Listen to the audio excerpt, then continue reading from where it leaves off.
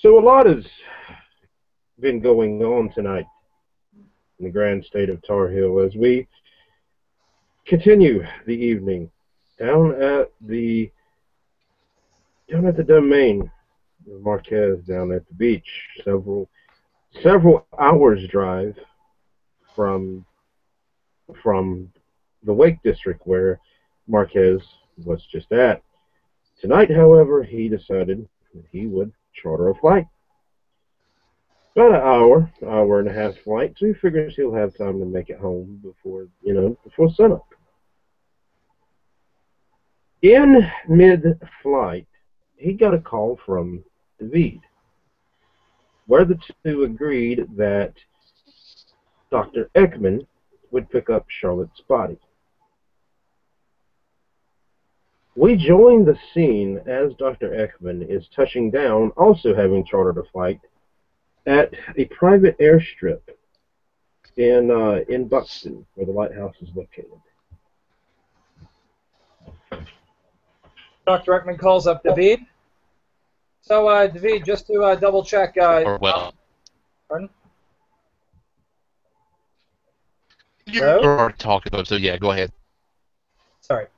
Dr. Eckman calls up LWoD again and goes, so just to clarify, where do you want me to meet you guys?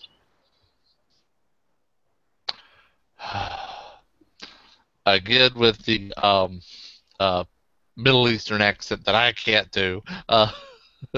Yeah, we're meeting at Marques's lighthouse.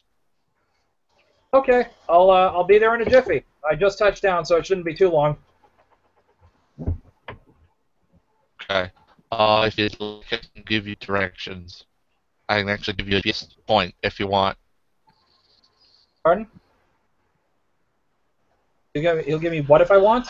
A GPS location. Oh, great. Dr. Eckman takes the GPS location and plugs it into his the Google Maps on his phone. Okay, yeah. All right. It's not far. Yep. It's maybe 10 minutes, if that. Yeah, 10, 15 minute 15? drive at the Okay. most. 10, 15 at the most. All right, and if you want the actual picture, Guthrie, it's the Cape Hatteras Lighthouse. Okay, I got the gist. It's not important.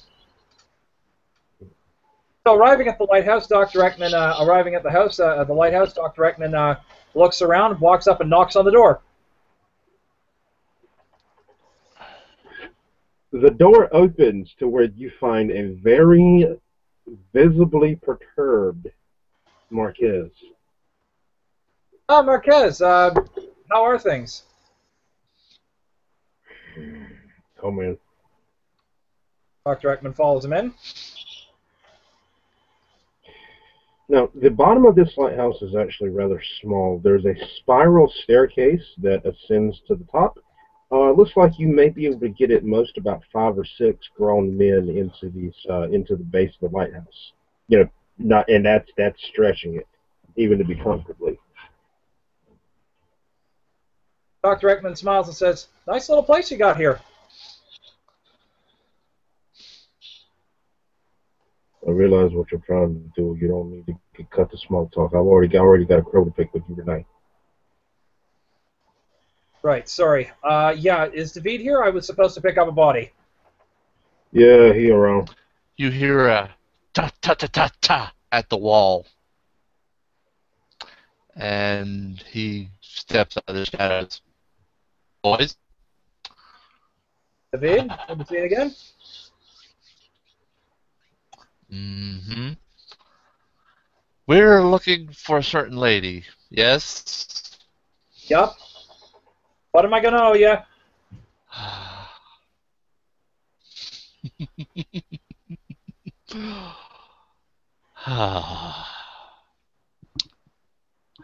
Not a thing.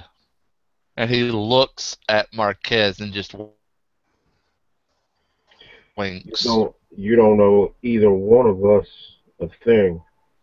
What you do owe is a boon to Duke Odom. And that's the crow I have to pick with you, Dr. Eckman. I don't care that she supposedly was at the bottom of the sound. That's you. That's between you and her. What I do care about is the fact that David came to me in the middle of the night. First of all, let me explain something to you.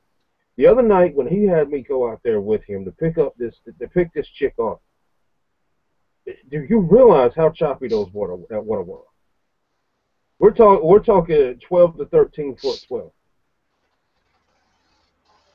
I don't go out in 12 to 13 foot swell. Dr. Eckman, I didn't even fish in 12 to 13 foot swell when I was back home.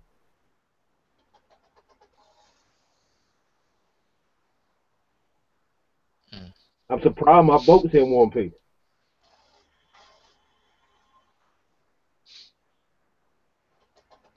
But Just back to the as a point. sort of cruel joke, just as a cruel joke, David will politely cough. Katrina. Dr. Cool. Eckman, Dr. Eckman holds Sorry, his had to. Dr. Eckman holds his finger to the bridge of his nose and goes, I knew she was problematic. I should have kept a... Sorry? I let her out of my sight for 1 second. You don't owe either one of us the boom for picking her up. You owe that to Duke Odom. Because I had in the middle of the night to stealth my ass and David's ass into his territory and pick her up. Understood. I will pay Duke Olaf what he asks of me. Do owe me a boon, however, for putting my livelihood at risk for having me to take my boat into, I say again, 13-foot swell. That I understand.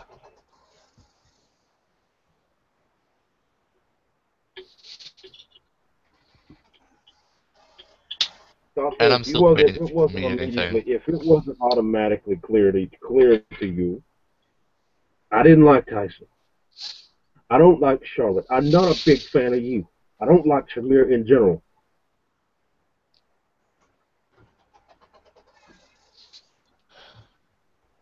So it's out of the goodness of what's left in my heart that I've even let you inside of this lighthouse. Don't push your luck. Charlotte will not be leaving my haven for the next while, says Dr. Eckman, his eyes flaring as he says this.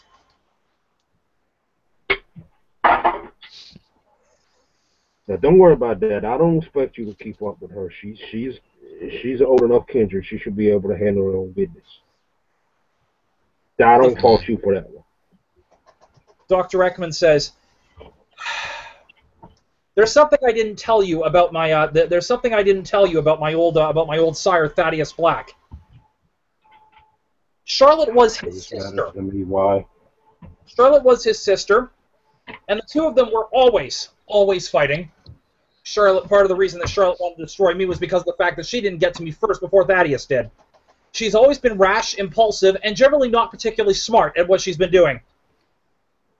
Whatever she did, I will have to clear the mess up. I mean, but no, truth be told, if this is, she's crossed a line this time. She's crossed a line. The fact that she's put so many people in jeopardy, yourself included, I'm not going to take her out, but I am going to make sure that she is kept well safe and secure for the next while until she can learn how to be able to better control her actions. I don't care if she's Duke of Mecklenburg. I will work as her proxy until such time as she's actually learned a thing or two. I'm sorry, but the fact that I had to put you guys, the fact that you guys had to get put at risk for this is beyond the pale. Charlotte has crossed the line this time, and I will not let her live this down.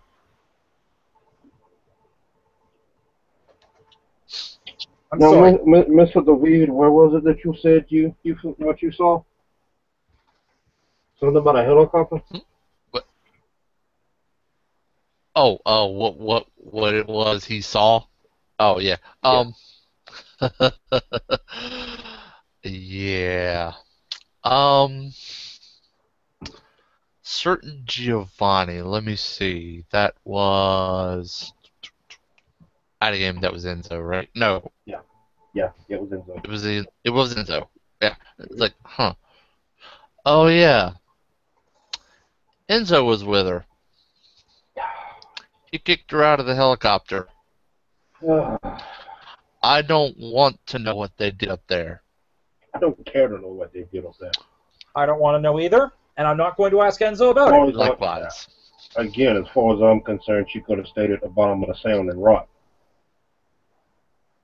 Yeah, well, considering that she's now that I owe you both, once I take possession of her again, she is going to be staying firmly under my control for the next while.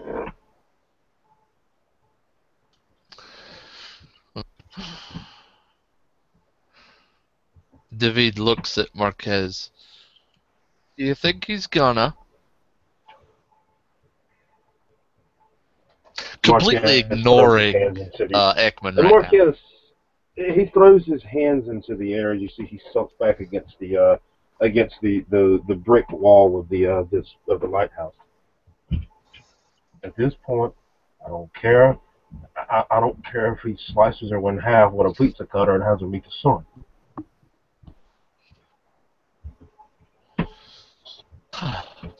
Shall I go retrieve the little lady? She's not far. Yeah, get her off my domain. Dr. Eckman pulls out a laser pointer and says, while David's gone, Dr. Eckman pulls out a laser pointer and says, "May I use one of your doors briefly? I don't want to be on your island any longer than I have to be. I don't want to impose on your hospitality further." Please do. You notice that the only door to the lighthouse is the one that you just came inside of. The lighthouse itself is a freestanding structure. The keeper's quarters are some distance away, roughly about 150 to 200 yards away. No big deal. Dr. Eckman pulls out his old laser. I'll say this. You notice, wait, hold on. Just to clarify, you noticed that when David came in, the door was left open. It is now, he disappeared in the shadows, and it is now shut. Yep. Dr. Eckman holds the laser pointer and waits for David to get back. And while he's doing that, I'm going to roll a Wits plus Craft roll to entangle the thing back to the door of my personal haven. Laser pointer and all. This was won by proxy. And at difficulty 8, that's 1, 2, 3 successes. I haven't opened the wormhole yet. I've just got it ready to go. Okay. Oh, by the way, I don't care what you're doing. I don't want to know what you're doing. But whatever you're doing, clean it up. Not to I don't worry. want you being able to jump through that door again like you've done at council. Not to worry, Marques. I'll make sure that the mages are the one. I'll ask Taniqua and the mages to sever the connection when I get back. Whoa. Mages? Yeah, I've been working with them for the past while. I thought that was public knowledge. The fact of how, the ones who showed up. The people who showed up at council with the sword and everything, I thought that was public knowledge. I thought it was just a one-time thing to tell him, and now that you'll be bad buddies. I'm not in bed with them. I work with them to be able to make sure that my inventions are properly controlled. After my whole jumping around with the space warp thing and not being able to get under proper control, they taught me how to properly control it and anything else I create. Well, gods be praised. At least somebody is. By the way, you still got that bomb in you? Oh, yeah, that's been there for a long while. I haven't even thought to throw that thing up yet. You need to. I don't want Annika going off on some raid somewhere, and suddenly there's it's raining Tremere. All right, fair point. Well, the thing is that she probably won't do that anyway due to the life boon and the 3rd level blood bond she has to me. But fair enough, I might see fit to get rid of the bomb. Doctor, she's a bruja. They're easily perturbed. Got it. Perception alertness. Okay, both of you. Rolling for dice, perception alertness. There's poop on my shoe. Okay. All right. All right, I've got I'm trying I've to got decide 8 what kind on of that enticing roll. roll. I'm kind of decide what kind of roll. You got to roll 8 for me, please, because my die strength being slow. Okay, rolling 8 dice for you. Did I have one for him? Actually, I do. Five. Hold on, I just gotta find it. 350s? Uh, actually, no. It was Okay, one of the then few 1, things 2, I didn't take a special again. 4, 5, 6 successes. All right, Jesus. let me see. Wow. You know what? I'm gonna do it this way, so that I don't have to roll. The door's open again.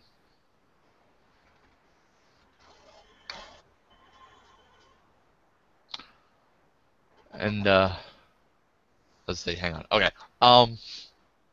And you don't really see anybody, but you hear, well, and David steps out of the shadows, carrying Charlotte with a piece of wood in her chest.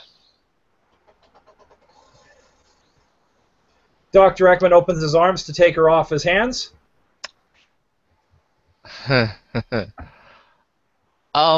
Just so you know, if I ask her to do something, she might do it. Well, as long as it's not taking me out, I'm going to be keeping her firmly staked for the next while. Might be a good idea. Yeah. At least until she's third level blood bonded to me.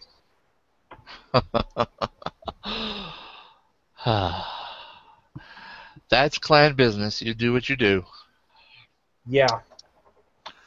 First off, though, he will actually put his face on top of hers and kind of pull her eyes open. Charlotte, time to go home. And he will promptly, like, go to the nearest chair and just unceremoniously just drop her into it. Not enough to damage anything, but just enough that if she were, you know, functional, she would be groaning because it stung. All right. Dr. Eckman proceeds to, I'm going to roll manipulation science to pull this off. Don't fail me now. Okay, we're good. 2 successes, specialty physics. Dr. Eckman proceeds to open the wormhole after reopening the door, hefts Charlotte over her shoulder, and before leaving through says, like I said, Marques, call on that boon whenever you need. David, Marques, I'm sorry to have put you through this, and I'm sorry to have put Duke Olaf through this. This is not going to happen again. And with that, he leaves through the portal straight Now, into... before you go, I will tell you this. Odin does not know about this. Oh? I prefer you keep it that way. But what Doesn't about the know it. boon on him? He does not know a thing about us having to go get her. He All right. only Prefer it stay knows that that way. you owe him. All right, fair enough. I'll wait for him to call on the boon then. And with that, Dr. Eckman gives a quick salute to both of them and pops through the door back into his haven. Shuts the door behind him, fires a message off to Taniqua. Hey, Taniqua, are you there? Will? There's a thing. I'm just gonna say this. As you start to communicate with her, you feel Charlotte's body starting to get warm. Dr. Eckman puts her down on the bed, and while I've got this, I'm actually Very going to... quickly getting warm. And Miss Taniqua pops in your head. Wait, baby. You've got somebody else. Hang on. Whoa. And she says, let me in your head. Dr. Eckman proceeds to open his mind for her to get in. You start saying words that you've never heard before. Actually, you've heard them before, but you've never spoken them before. Dr. Eckman proceeds to do so. Dr. Eckman just casually waits for the words to come out of his mouth. it's in that same language that you've heard before, and you see sparkles around the room, around the lab. I'm not in the lab. I'm not in the lab. I'm in the Haven. The Haven's you're down in- in the basement. Remember, behind the secret door. Yeah, he was down. Yeah, You're in your head. You know what? Yeah. Scratch that. Scratch that. Retcon that. Because the wards were on the lab. I said Haven, not lab. Two very different Okay. things. Sorry. Earlier Sorry season. about that. No. Okay. So Let's you're talk not about in the lab, so scratch the whole getting warm thing. You're fine, but you're talking to Taniqua. Okay. Dr. Eckman contacts Taniqua and says, sorry to wake you up, Taniqua, but I have a quick request for you. What is it, baby? Could you possibly sever an entanglement to one Marques Levatolia's lighthouse, please? I promised him I wouldn't have the ability to go back through that wormhole again, and I don't want to do that again. Bottom door? I did use the main door. Yeah, the main door outside. I promised I used the technique, but I don't have the method for severing the entanglements. Got it. Thanks. And by the way, I've got a plan for a chicken jambalaya this weekend. If you're up for it. At this, the fuzzy connection to your head becomes much clearer. Oh. Yep, I'm planning on cooking I've got a really good recipe for chicken jambalaya I picked up. I'm actually planning on. I was planning on cooking this weekend. Would you possibly be interested in joining me for dinner? That's an idea. I'll make plans to be awake. Give me a day. Preferably an hour. Well, I was going to say, don't worry about it. If we're doing it in my lab, as long as I spend the willpower to stay up during the day for a little while, you should be able to pop in during your daylight hours. Up to you, baby. Give me a time. Yep. Shall we say around 4 or 5 o'clock on shall we say 4 or 5 o'clock on Saturday? I can do that. Yeah, sure. All right. This may or may not be a scene, but Well, it doesn't have to be. It doesn't have to be. This is just like fluff stuff. Yeah, it's just you're inviting her over for dinner, and she's up for it. Yeah. Okay, baby, it's a date. You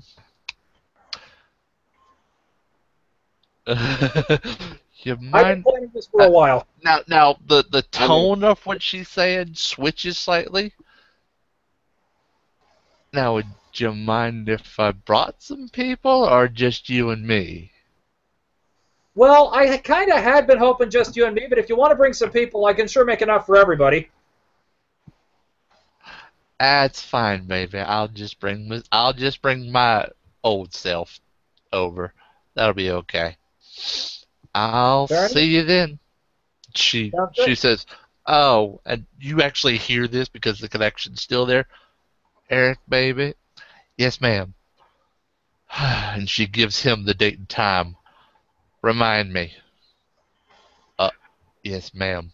Will do. Why? Don't ask. Just remind me. Yes, ma'am. Okay, baby. Okay, baby. I need to get some more shut-eye. I will see you then. If not sooner. Good night. Sweet dreams. Night. And connection's gone. As the connection goes, Dr. Eckman proceeds to, the very first thing that Dr. Eckman proceeds to do is take Charlotte's body. You get the connection back, actually. Yep. How'd the thing with Maria go? Oh, that. Maria's currently being tracked by some other kindred. I put a stone on her to open a wormhole, but since I never got a response back from Woodrow as to open the wormhole, I just basically left. I figured they'll handle it. She got exposed all right, but they're taking care of it now, so it's out of my hands. Okay, baby. All right. Huh? I said I'm sure they'll take care of it. All right. Let me know what happens. Will do. And gone. And with that, Dr. Eckman proceeds to turn to Charlotte. Puts her on his bed, physically takes some rope, and I'm going to roll Dex Larceny to make sure that this is really freaking tough to escape from, unless she has potence. 1, 2, 3, 4, 5, 6, 7.